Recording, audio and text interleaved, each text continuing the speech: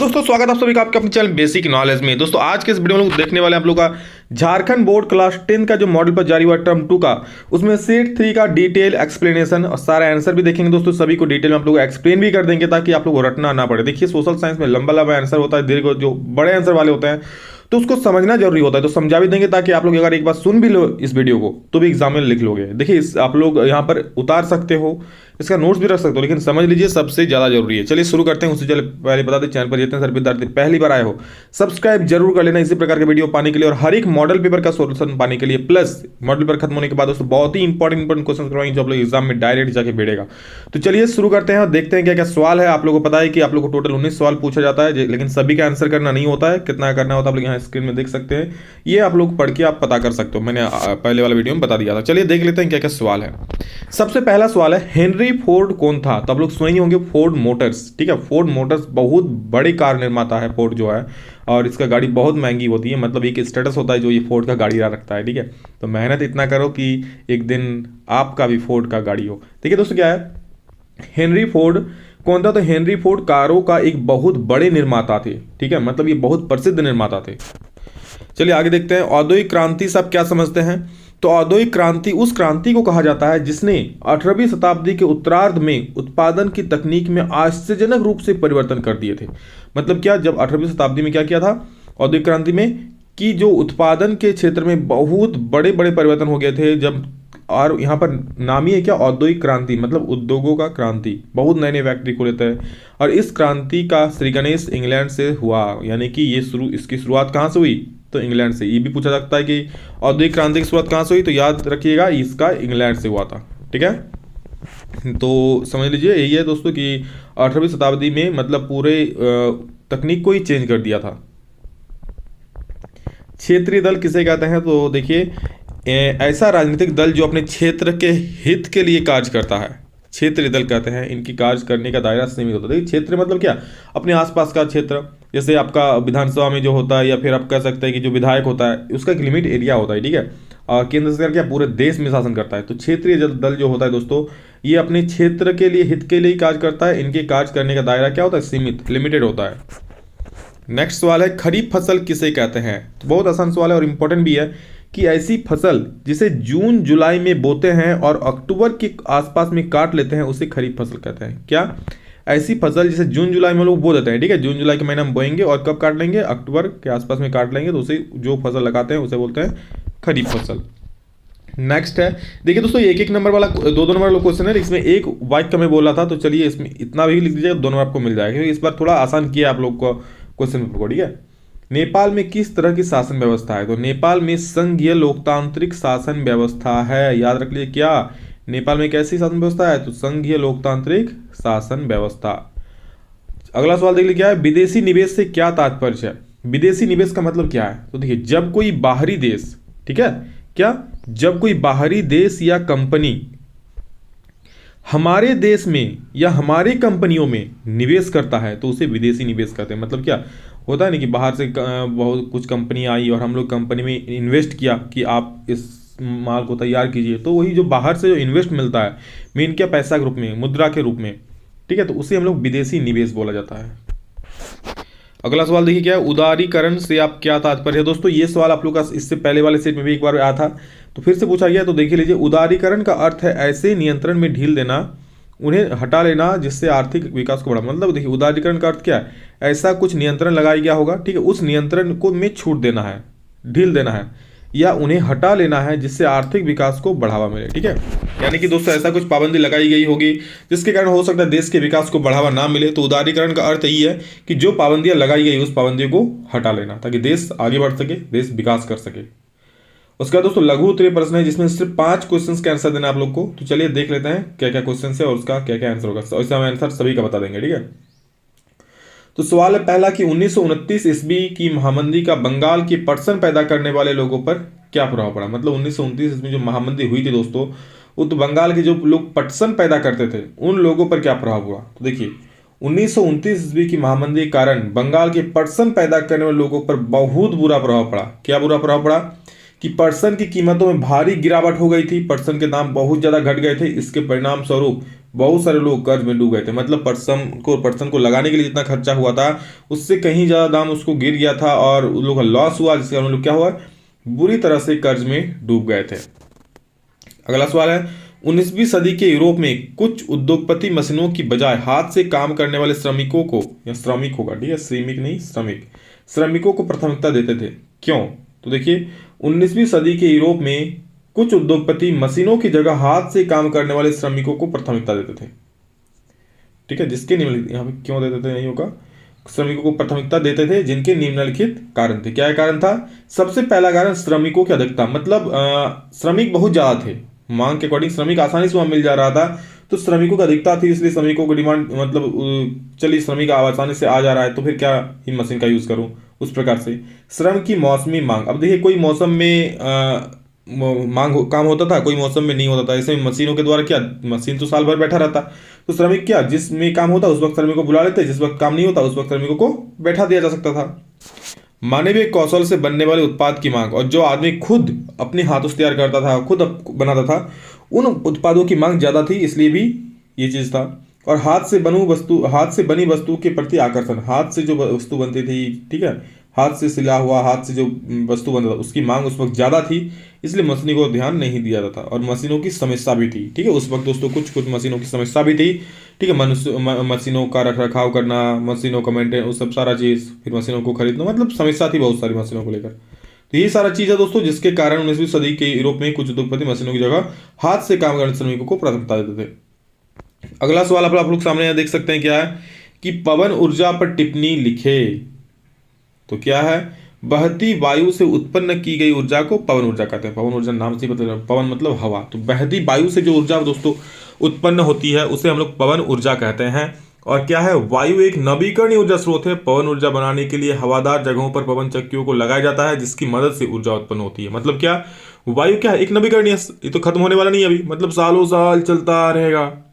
अब पवन ऊर्जा बनाने के लिए हवादार जगहों पर, मतलब जहाँ खूब हवा चलती है वहां पर बड़े लंबे लंबे पवन चक्की लगाया जाता है, और फिर वहां पर घूमता है मोटर के सहारे घुमा करके, फिर वहां पर फाइनली इलेक्ट्रिसिटी तैयार होता है। ठीक है, तो यही है दोस्तों पवन ऊर्जा। राजनीतिक दल के प्रमुख कार्य क्या है? तो राजनीतिक दल के प्रमुख कार्य निम्नलिखित है। क्या क्या है देख लीजिए। पहला कार्य, सबसे पहला क्या है, राजनीतिक दल चुनाव लड़ता है। भैया इसके बिना तो राजनीतिक दल बेकार है, क्योंकि वो आएगा तो चुनाव तो लड़ेगा। राजनीतिक दल अपनी नीति और कार्यक्रम तय करता है, जिसके आधार पर वह चुनाव लड़ता है। देखे होंगे आप लोग बहुत से राजनीतिक दल, अब तो हर एक घर का हर एक बच्चा पार्टी ज्वाइन करता है, तो हर एक राजनीतिक दल का एक अलग नीति होता है अपना, ठीक है, तो उस नीति के अकॉर्डिंग वो कार्य करता है, नीति होता है और कार्यक्रम तय करता है कि कब क्या करना है, जिसके आधार पर वो चुनाव लड़ते हैं। उसका नीति होता है, हाँ इसी के आधार पर चुनाव लड़ता है, तो उस मुद्दों को रखता है कि हाँ हमारा ये नीति है, इसको देख करके आप लोग हमें वोट दीजिए। ठीक है, हो सकता है गरीबों की मदद, हो सकता है विस्थापितों की मदद, ऐसा कुछ भी एक मुद्दा लेकर के वो लोग शुरू होता है। सरकार और जनता के बीच में मध्यस्थता की भूमिका निभाती है। सरकार और जनता के बीच में मतलब क्या, तालमेल बैठाती है, मध्यस्थता की भूमिका निभाती है। 4 नंबर में सरकारी योजनाओं के बारे में जनता को जानकारी देती है, जो भी सरकारी योजना आती है उस जानकार को उसके बारे में जानकारी देती है। 12 नंबर क्या बोल रहा है कि सूचना का अधिकार कानून लोकतंत्र का रखवाला है। कैसे? बहुत इंपॉर्टेंट और बहुत आसान सा सवाल है, अब एग्जाम के लिए काफी महत्वपूर्ण है। आरटीआई नाम सुनेंगे आप लोग, राइट टू इन्फॉर्मेशन, वही चीज पूछा है कि सूचना का अधिकार यानी कि आरटीआई कानून जो है लोकतंत्र का रखवाला है। कैसे? तो देखिए, लोकतंत्र में जनता को यह अधिकार होता है, ठीक है, कि वह सरकार द्वारा चलाए जा रहे विकास कार्यों की सही जानकारी रखे। इसी उद्देश्य से 2005 में सूचना का अधिकार कानून बनाया गया, ठीक है। ये जनता के पास हक है कि सरकार क्या कार्य कर रही है उसकी जानकारी रखे, ताकि विकास कार्य, देखिए, ताकि विकास कार्यों में विलंब, सही तरीके से धन का व्यय नहीं होना, तक घटिया काम होने की स्थिति में कोई भी यह जानकारी ले सके कि इसके लिए कौन कौन जिम्मेवार है। मतलब क्या, अगर कहीं पर काम में बहुत लेट हो रहा है, कहीं पर काम घटिया हो गया है, तो आम जनता भी इसके बारे में जानकारी ले सके। और इसी को लेकर के दोस्तों यहाँ पर आरटीआई कानून लाया गया था, ठीक। तो ये चीज, ये जानकारी ले सके इसके लिए कौन कौन से जिम्मेवार है, इस प्रकार सूचना का अधिकार कानून लोकतंत्र का रखवाला है। अगला सवाल है, बैंकों की आय के मुख्य स्रोत क्या है? बैंक का मुख्य स्रोत क्या है? तो देखिए, बैंक उद्योगों, कंपनियों और व्यक्तियों को कई तरह के लोन देते हैं, ठीक है। बैंक मेन क्या करता है, लोन देता है, और इस लोन से मिलने वाला ब्याज ही बैंकों की कमाई का मुख्य स्रोत है। यानी कि और इन जो ये जो बैंक से जो बैंक वालों को जो ब्याज मिलता है बदले में, ठीक है, लोगों से लोन लोगों को जब उधार दे दिया उसके बदले में ब्याज मिला, तो उस वही ब्याज उसका मुख्य कमाई है दोस्तों। इसके अलावा बैंक बहुत सारे बिजनेस भी करती है अपना। बिजनेस मैन क्या करती है, बिजनेस में लोगों को उधार देते तो उनका ही बिजनेस हो गया, इसी प्रकार वो कमाता है। व्यापार और निवेश नीतियों को उदारीकरण वैश्वीकरण प्रक्रिया में किस प्रकार सहायता पहुंचाती है, और किन्हीं 3 प्रक्रिया को उल्लेख करें। तो देखिए 3 प्रक्रिया निम्नलिखित है। विकसित देशों की बड़ी बहुराष्ट्रीय कंपनियां छोटे उत्पादकों को उत्पादन का ऑर्डर देती है। वस्त्र, जूते, चप्पल एवं खेल के सामान ऐसे उद्योग है जहां विश्व भर में बड़ी संख्या में उत्पादन किया जाता था। ठीक है, तो क्या विदेश जो बड़े बड़े विकसित देशों की कंपनियां होती थी वो छोटी कंपनियों को अपना ऑर्डर दे देती और उसको बदले में पैसा देती थी कि हाँ तुम चलो ये सब बनाओ। उसके बाद नेक्स्ट क्या है कि बहुराष्ट्रीय कंपनियों को इन उत्पादों की आपूर्ति की जाती थी। मतलब बहुराष्ट्रीय बड़े बड़े कंपनी है उनको ये उत्पादों की आपूर्ति की जाती थी, फिर इन्हें अपने ब्रांड के नाम से ग्राहकों को बेचती थी। ठीक है, मतलब बेचती थी क्या है, ठीक है, तो अपने नाम से ब्रांड के नाम से कंपनी ग्राहकों को बेचता है। बहुराष्ट्रीय कंपनियों के निवेश का सबसे आम रास्ता स्थानीय कंपनियों को खरीदना और उसके बाद उत्पादन का प्रसार करना है। बहुराष्ट्रीय कंपनियों के निवेश का सबसे आम रास्ता क्या है कि जो छोटे छोटे कंपनी को खरीद लेना और उस पर अपना वहां से उत्पादन करना और उसको आगे बढ़ाना। ठीक है, नेक्स्ट 15 नंबर देख लीजिए क्या है कि ईस्ट इंडिया कंपनी ने भारतीय बुनकरों, ठीक है, बुनकरों से सूती और रेशमी कपड़े की नियमित आपूर्ति सुनिश्चित करने के लिए क्या किया।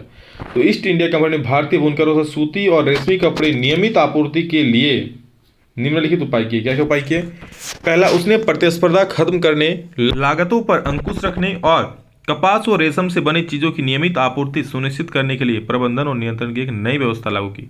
ठीक है, मतलब नया व्यवस्था लागू किया जिसके वजह से वो लोग लागतों पर अंकुश रखने लगा, प्रतिस्पर्धा को कम कर दिया गया। आगे देखिए क्या है, कंपनी ने कपड़ा व्यापार में सक्रिय व्यापार, ध्यान सुनिए वाला पॉइंट बहुत ही अच्छा है। कंपनियों ने कपड़ा व्यापार में सक्रिय व्यापारों और दलालों को खत्म करने तथा बुनकरों पर ज्यादा प्रत्यक्ष नियंत्रण स्थापित करने की कोशिश की। मतलब क्या, जो दलाल है उसको खत्म करने की कोशिश किया और जो बुनकर है उन पर और ज्यादा प्रत्यक्ष नियंत्रण, उन पर नियंत्रण रखा।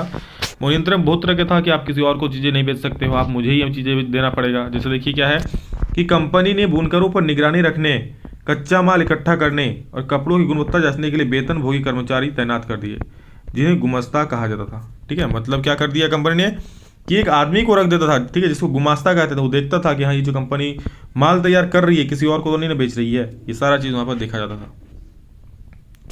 आगे देखिए आप 4 नंबर, कंपनी को माल बेचने वाले बुनकरों को अन्य खरीदारों के साथ कारोबार करने पर पाबंदी लगा दी गई। मतलब अन्य खरीदारों पर पाबंदी नहीं कर सकते थे, इसके लिए उन्हें पेशगमी रकम दी जाती थी और इसके लिए दोस्तों उसे पैसा भी दिया जाता था कि तुम किसी और को माल मत बेचो, जो तुम तैयार कर रहे हो वो माल मुझे ही बेचो, माल का दाम तो मिलेगा ही भैया, ऊपर से यहाँ पर और एक्स्ट्रा भी मिलेगा, जिसको बोलते हैं काला धन। ठीक है, आगे देखिए क्या है, एक बार काम का ऑर्डर मिलने पर बुनकरों को कच्चा माल खरीदने के लिए कर्जा दे दिया जाता था। जो कर्जा लेते थे उन्हें अपना बनाया हुआ कपड़ा गुमास्ता को ही देना पड़ता था, उसे कोई किसी और व्यक्ति को नहीं बेच सकते थे। गुमास्ता मतलब ये बताया मैंने कि जो यहाँ पर सरकार क्या करता था, एक आदमी को यहाँ पर रख देता था और वही सारा चीज़ देखभाल करता था कि माल तैयार कितना हो रहा है, कितना बाहर जा रहा है। ठीक है, मतलब कितना बाहर, मतलब कितना खरीदा जा रहा है, किसी और को तो नहीं ना दे रहा है, ये सारा चीज़ वहाँ पर गुमास्ता ही देखता था। आगे देखिए क्या है, किन कारणों से लोकतंत्र को अन्य शासन से बेहतर बताया गया है। ठीक है, किन कारणों से लोकतंत्र को अन्य शासन से बेहतर बनाया गया है, बताया गया। तो निम्नलिखित कारणों से लोकतंत्र को अन्य शासन से बेहतर बताया गया है। क्या क्या कारण देख लीजिए। लोकतांत्रिक शासन में अंतिम सत्ता जनता के हाथों में होती है, जनता अपने शासकों का चुनाव करती है और जब चाहे तब उन्हें पद से हटा सकती है। जनता ही चुनाव करती है और जनता अगर ये हो जाए, खिलाफ हो जाए तो उसे जब चाहे पद से भी हटा सकती है। लोकतांत्रिक शासन में सरकार जनता के प्रति उत्तरदायी होती है, इसलिए वह संविधान के नियमों तथा जनता के हितों को ध्यान में रखकर कानून बनाती है। ठीक है, लोकतांत्रिक शासन में क्या होता है, सरकार जनता के प्रति जवाबदेही होती है उनका, ठीक है, और उन्हीं के हितों में रखकर यहाँ पर कानून बनाया गया है। लोकतांत्रिक देशों में लोगों को वोट डालने, चुनाव लड़ने और राजनीतिक संगठन बनाने के अतिरिक्त विभिन्न सामाजिक और आर्थिक अधिकार भी प्राप्त होते हैं। लोकतांत्रिक शासन समाज में विद्यमान मतभेदों का शांतिपूर्ण तरीके से निपटारा कर सकता है। मतलब क्या, अगर कोई मतभेद हो रहा है, कोई गड़बड़ हो रहा है तो शांतिपूर्ण तरीके से निपटारा कर सकता है। हालांकि शांतिपूर्ण तरीके से अब सरकार को समझ भी नहीं आता है, जब तक आंदोलन नहीं होता है तब तक। लोकतंत्र में नागरिकों को सरकार की गलत नीतियों की आलोचना करने का पूरा अधिकार होता है और दोस्तों हो ही रहा है, आप लोग देख सकते हैं, जो गलत नीति उसके खिलाफ जोरदार विरोध होता है, आंदोलन होता है। और लोकतंत्र देश की बहुसंख्यक समुदाय के साथ साथ अल्पसंख्यक समुदाय के हितों की भी रक्षा करता है। ठीक है, मतलब क्या, सभी का रक्षा करता है। बहुसंख्यक मतलब बहुसंख्यक बाद जो हिंदू है, अल्पसंख्यक जो मुस्लिम है, सभी का रक्षा करता है। यहाँ पर किसी के साथ कोई भेदभाव नहीं होता है। मुद्रा आवश्यकताओं के दोहरे संयोग की समस्याओं को किस प्रकार सुलझाती है, उदाहरण देकर समझाइए। देखिए, मुद्रा मतलब पैसा, दोहरे संयोग की समस्याओं को बहुत अच्छी तरह सुलझाती है। तारा नहीं भाई, तरह होगा, ठीक है, सुलझाती है। जिस व्यक्ति के पास मुद्रा है वह इसका विनिमय किसी भी वस्तु या सेवा खरीदने के लिए आसानी कर सकता है। अब आपके पास भैया पैसा है तो आपका जो मन चाहे आप खरीद सकते हो, ठीक है। ऐसा तो नहीं कि आपके पास पैसा है तो आप सिर्फ चावल ही खरीद सकते हो, दाल नहीं खरीद सकते हो। नहीं भैया, अगर पैसा है तो सब कुछ खरीद सकते हो। आवश्यकताओं का दोहरा संयोग विनिमय प्रणाली की एक अनिवार्य विशेषता है, जहां मुद्रा का उपयोग किए बिना वस्तुओं का विनिमय होता है। इसकी तुलना में ऐसी अर्थव्यवस्था जहां मुद्रा का प्रयोग होता है, मुद्रा महत्वपूर्ण मध्यवर्ती भूमिका प्रदान करके आवश्यकताओं के दोहरे संयोग की जरूरत को खत्म कर देती है। मतलब क्या, अब जैसे मान लीजिए कैसे खत्म करती है, चलिए उदाहरण को देख लीजिए, अब अच्छा होगा। उदाहरण क्या है, जूता निर्माता के लिए जरूरी नहीं किया जाता कि वो ऐसे किसान को ढूंढे जो न केवल उसके जूते को खरीदे बल्कि बदले में उसे गेहूं भी बेचे। नहीं ना, अब जूता कंपनी थोड़ी ना ढूंढने जाएगा कि चलो भाई तुमको जूता लेना, जूता ले लो और उसके बदले मुझे गेहूं दे दो। नहीं, वो सिर्फ जूता बेचने वाले खरीदार को ढूंढेगा, उसके बदले में वो पैसा ले लेगा और उस पैसे से वो क्या कुछ भी कर सकता है, गेहूं खरीद सकता है। एक बार उसने जूते मुद्रा में बदल लिए तो वह बाजार में गेहूं या अन्य कोई भी वस्तु आराम से खरीद सकता है, ठीक है। अगला सवाल क्या है, देख लीजिए कि भारत में गन्ना उत्पादक राज्यों के नाम लिखे और गन्ना उत्पादक की भौगोलिक परिस्थितियों का वर्णन करें, ठीक है। तो यहाँ पर दोस्तों नाम तो थोड़ा मिसमैच हुआ है, देख लीजिए कि गेहूं अधिकतर यहाँ पर उत्तर प्रदेश, पंजाब, हरियाणा और बिहार में यहाँ पर उगाया जाता है, ठीक है। अधिकतर कहाँ, उत्तर प्रदेश था, यहाँ पर पंजाब था, हरियाणा था और बिहार आदि क्षेत्रों में उगाया जाता है, ठीक। और गेहूं के लिए भौगोलिक परिस्थिति क्या है, देखिए गेहूं के लिए बोते समय ठंडी और आर्द्र जलवायु अनुकूल है, ठंडी और आर्द्र जलवायु होनी चाहिए, किंतु पकते समय मौसम शुष्क और उष्ण होना चाहिए। गेहूं के लिए औसत वर्षा कितनी होनी चाहिए, 75 से 100 सेंटीमीटर के बीच में होनी चाहिए। इसके लिए दोमट मिट्टी सबसे ज्यादा उपयुक्त है। और अंतिम सवाल दोस्तों फिगर वाला है, तो जल्दी से देख लीजिए। यहाँ दोस्तों आप लोगों को 5 को पॉइंट दिया हुआ है, उसमें से इन सभी जगहों को दर्शाना है जो आप लोग का दिए गए मानचित्र में आणविक और तापीय ऊर्जा केंद्रों का नाम है। तो सबसे पहले आप लोग जानते हैं दोस्तों, 1 नंबर में जो है ये उत्तर प्रदेश पड़ता है, ठीक है। तो उत्तर प्रदेश में यहाँ पर दोस्तों आप लोग यहाँ देख ही सकते हैं, 1 मिनट में आपको अगर बता दूं, यहाँ पर ये जो नरोरा है, ठीक है। तो नरोरा दोस्तों यहाँ पर यूपी में पड़ता है। तो यहाँ पर 1 नंबर में आप नरोरा, 1 नंबर देखिए नरोरा लिख सकते हो, नरोरा, ओके, 1 नंबर में नरोरा लिख दीजिएगा। नेक्स्ट देखिए क्या है दोस्तों, 2 नंबर में, 2 नंबर जो दोस्तों ये राजस्थान है, आप लोग देख सकते हो। तो राजस्थान है यहाँ पर, तो राजस्थान में यहाँ पर क्या हो जाएगा, रावत भाटा, ओके। राजस्थान में क्या है, रावत भाटा। तो रावत भाटा देख, 2 नंबर देखिए रावत भाटा, 2 नंबर देखिए आप लोग यहाँ पर क्या लिख सकते हो, रावत भाटा, ठीक है। तीसरा पॉइंट में आ जाइएगा, तो तीसरा पॉइंट दोस्तों झारखंड का है, लेकिन यहाँ पर देखिए चंद्रपुर है, ठीक है। तो चंद्रपुर नहीं, चंद्रपुरा होना चाहिए था, क्योंकि चंद्रपुरा थर्मल पावर प्लांट है। तो यहाँ पर, और ऐसे चंद्रपुर पड़ेगा तो फिर महाराष्ट्र पहुँच जाइएगा। तो चंद्रपुरा है और यहाँ पर ये झारखंड है। तो 3 नंबर में दोस्तों चंद्रपुरा लिख दीजिएगा, यहाँ पर चंद्रपुर है तो चंद्रपुरे लिख दीजिएगा, ठीक है। चंद्रपुरा होगा, चंद्रपुरा थर्मल पावर प्लांट। उसके बाद 4 नंबर देख लीजिए क्या है, 4 नंबर में दोस्तों आप लोग का यहाँ पर एक, ये कौन सा जगह है, छत्तीसगढ़, ठीक है। 4 नंबर में दोस्तों आपको दिख रहा है। तो छत्तीसगढ़ में क्या पड़ता है, छत्तीसगढ़ में कोरबा नामक जगह पड़ता है। ये कोरबा देखिए, कोरबा का खान आप लोग सुने होंगे मूवी में भी। तो 4 नंबर में कोरबा है, ठीक। 4 नंबर डैश देखिए, कोरबा कर दीजिएगा। और 5 नंबर में जो आप लोग का दिख रहा होगा दोस्तों नीचे में, यहाँ देखिए ये आप लोग का तमिलनाडु पड़ता है, ठीक है। तो तमिलनाडु कहाँ है दोस्तों, नवेली तमिलनाडु में है। तो यहाँ पर 5 नंबर देखिए नवेली लिख दीजिएगा। यही दोस्तों आप लोग का सारा चीज़ यहाँ पर समाप्त होता है। आशा करता है आप लोगों को सारा चीज़ यहाँ पर पता चल ही गया होगा, ठीक है। कोई भी पूछना हो तो कमेंट में बोल दीजिएगा, मैं नेक्स्ट वीडियो में उसको दूर कर दूंगा। और यहाँ पर आप लोगों को सेट 3 दोस्तों टोटल समाप्त होता है। सोशल साइंस का भी सेट 3 कर दिया, मैथ का सेट 2 कर दिया, बाकी सेट सभी जल्दी मैं अपलोड कर दूंगा। चैनल को सब्सक्राइब करके रख लीजिए हर एक वीडियो पाने के लिए। चलिए सब इतना ही, फिर मिलते हैं नेक्स्ट जल्दी, तब तक के लिए जय हिंद, वंदे मातरम।